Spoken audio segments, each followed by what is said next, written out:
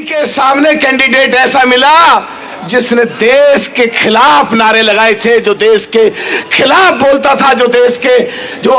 देश को तोड़ना चाहते हैं, जो उनके खिलाफ बोलता था। ये भाग्यशाली भी है और खूबसूरत भी है मनोज तिवारी जी। मंच पे बैठे हुए तमाम भाजपा के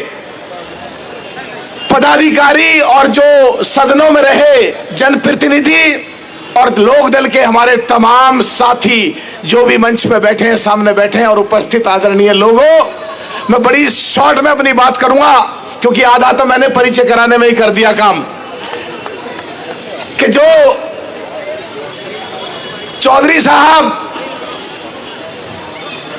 आप लोग जो सामने हैं, जो यहां तक आवाज जा रही है, जो पीछे तक एक लोगों का एक हजूम दिख रहा है, चौधरी चरण सिंह जी ने इस देश में किसानों के लिए, खेत खलियानों के लिए, खेती कैसे बढ़िया हो इसलिए, और जो आजादी के समय चौधरी चरण सिंह जी जब लखनऊ में संघर्ष कर रहे थे अंग्रेजों के कार्यकाल में, आप लोगों को बहुत कम को जानकारी होगी, जब विधायक और मंत्री थे, जब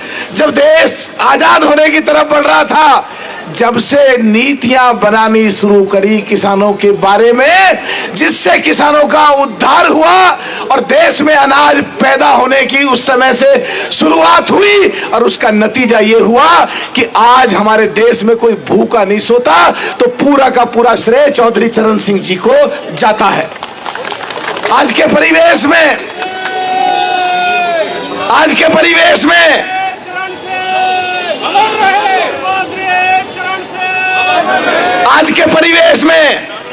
जहां किसानों की बात करने वाले लोग जो बात कर रहे हैं, आज मनोज तिवारी जी को मैं देखता हूं जब पार्लियामेंट में बोलते हैं तो किसानों के लिए क्या दुख और क्या दर्द इनके जबान पे आता है, इनकी सोच में आता है, इनके दिमाग में आता है। और जब ये बोलते हैं,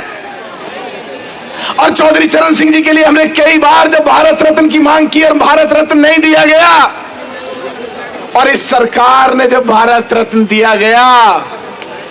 तो चौधरी जैन जी ने सोचा कि चौधरी अजीत सिंह जी की सोच, चौधरी चरण सिंह जी की सोच, चौधरी चरण सिंह जी की विचारधारा, चौधरी चरण सिंह जी के अधूरे रह गए काम जो आज के परिवेश में पूरे हो सकते हैं, तो केवल और केवल मोदी जी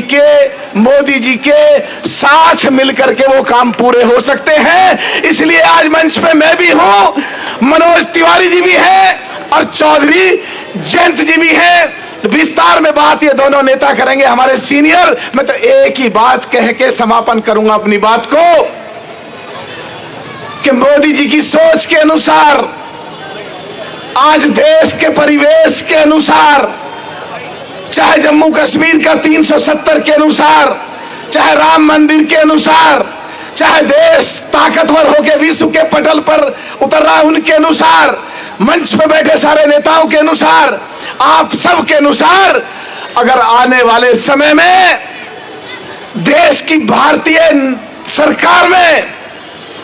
अगर मंत्री देखना चाहते हो मनोज तिवारी जी को, या आने वाले समय में केजरीवाल जी को उखाड़ फेंक करके इस दिल्ली प्रदेश का मुख्यमंत्री देखना चाहते हो, तो ज्यादा से ज्यादा वोटों से जिता करके भेजो। यही अपील मैं करके अपनी बात को समापन करता हूं। बहुत बहुत शुक्रिया, बहुत बहुत धन्यवाद।